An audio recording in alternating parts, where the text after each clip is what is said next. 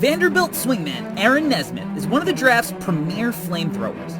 6'6", 215, with a 6'10 wingspan, Nesmith has the size and confidence to rise and shoot right over defenders. The shooting will unquestionably translate, and while he's shown flashes throughout his somewhat shortened season, the question for Nesmith going forward is just how much in between and off the bounce game he'll have at the next level. If he continues to develop those parts of his game, Nesmith could be a guy who turns into not only one of the class's best shooters, but one of the class's best scorers as well. I mentioned it in the intro, but Nesmith truly is an absolute sniper of a shooter. While he only played 14 games as a sophomore, Nesmith managed to shoot 52% from behind the arc on over 8 attempts a game. Nesmith could step into an NBA offense on day one as one of the most deadly floor spacers. Pair Nesmith with a driving kick guard who maximizes his catch and shoot ability, and it's almost a guaranteed 3 points. What makes Nesmith so dangerous as a shooter is his ability to knock down shots off movement.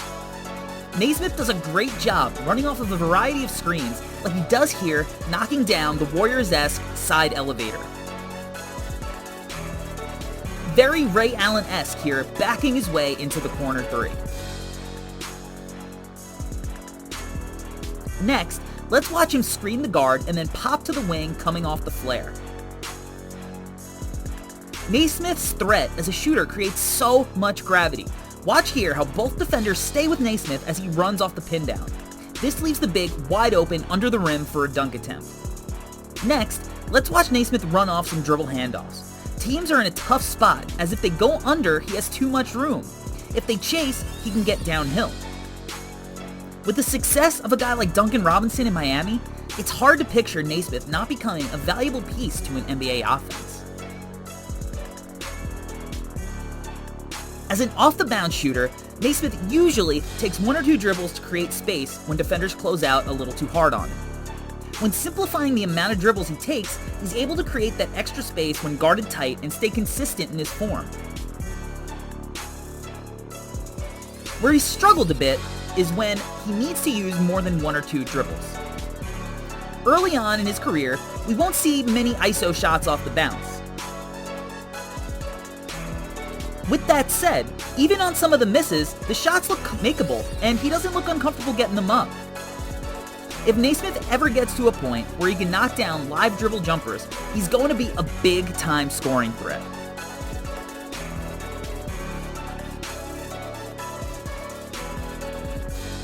When Nesmith gets in attack mode, it's similar to when he shoots off the bounce, in that he mainly uses his quick first step to attack closeouts in a straight line. Defenders have to chase him around the perimeter so tight that when he uses a pump fake or a jab step, his defender has to bite and it opens up lanes to the paint.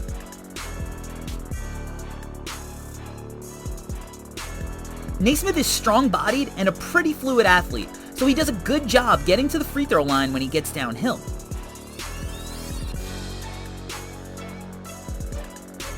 Where Nesmith gets into trouble is when he has to improvise on the fly. He doesn't have a shifty handle and can get caught dribbling into the help. And while he didn't run a ton of pick and roll as a ball handler, he did show some flashes splitting screens and getting into the paint.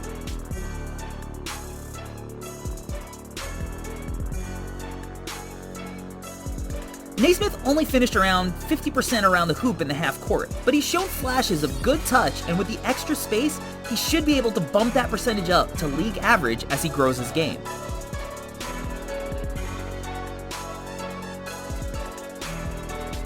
I wouldn't consider Nesmith a 3-level scorer, but he did show different ways to get buckets in that in-between area, including looking pretty comfortable with his back to the basket, where he can use his size and strength to rise up and shoot over smaller defenders.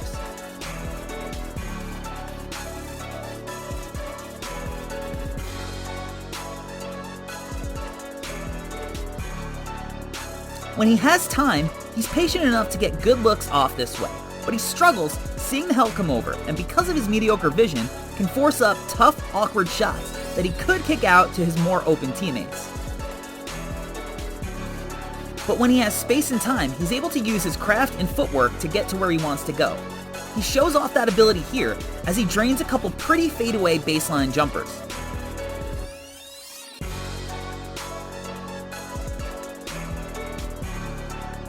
But as we saw earlier, once that help comes over to double him, he gets jittery and loses the ball out of bounds. Next, let's take a look at how Nesmith makes himself a threat in transition, where just like his shooting, he is a major threat as a finisher filling the lanes. While we've mentioned how Nesmith isn't a great ball handler, he's good enough to handle in space and use some crafty footwork and touch to finish around defenders.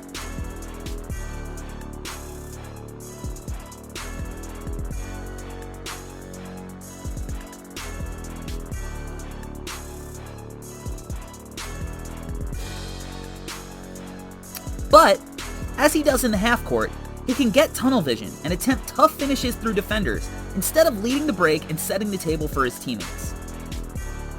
While Nesmith isn't exactly turnover prone, he's much more of a finisher than a lead man, and when he steps out into the lead role, he can get a little sloppy and force the issue, leading to messy passes and shot attempts.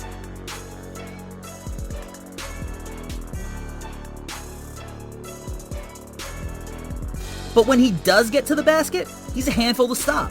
Nesmith is a big, strong swingman who isn't afraid of contact and uses that strong body to get himself some easy ones at the line. Put Nesmith into an up-tempo offense as a lane filler and you're gonna get a guy who bumps up your offense's efficiency. As we've seen a few times throughout the video, Nesmith's not a guy with plus court vision. As a playmaker, what you'll get out of him are very basic reads that come from premeditated sets like these two corner kicks.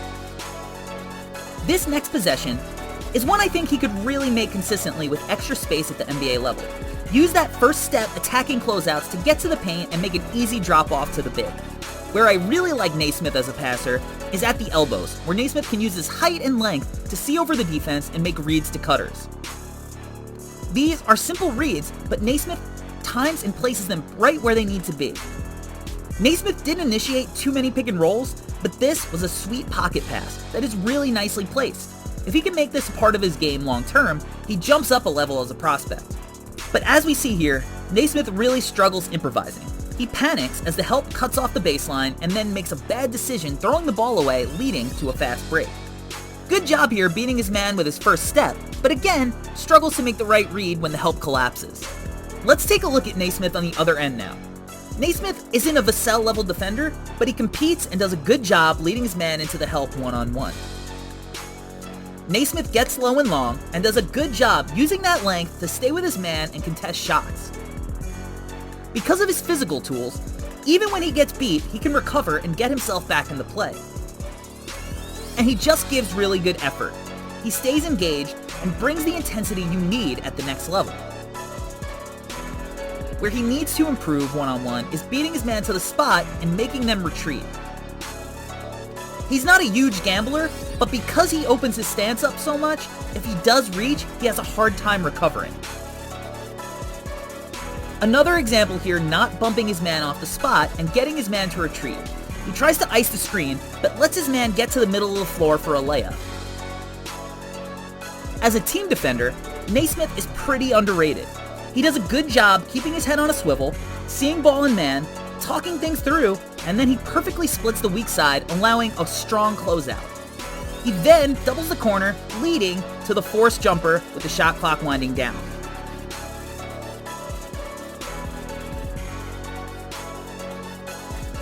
Another strong possession. Stays in deny one pass away, strong closeout at the top of the key, then makes a great rotation, protecting the rim, forcing the turnover on the pass.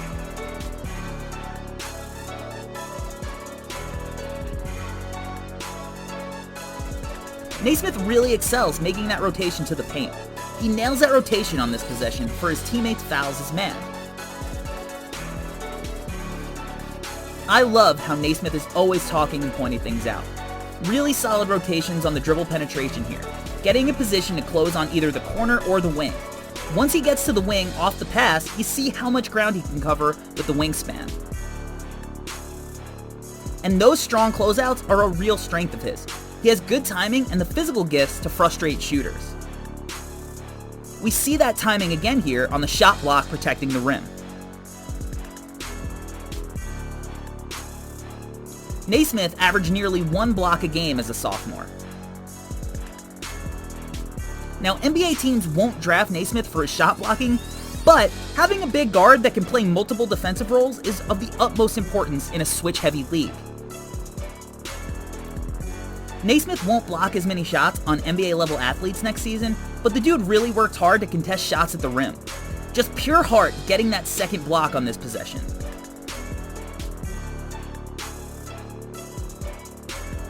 But Nesmith isn't perfect as a team defender, and like most guys, he's prone to some mistakes and lapses.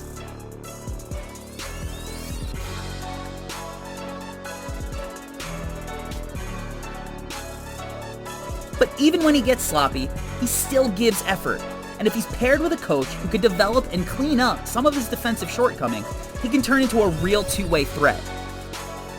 And that two-way ability is what a lottery team is looking for in Nesmith. He's shown the flashes, and with that pure stroke, he's no doubt going to carve out a nice, long NBA career.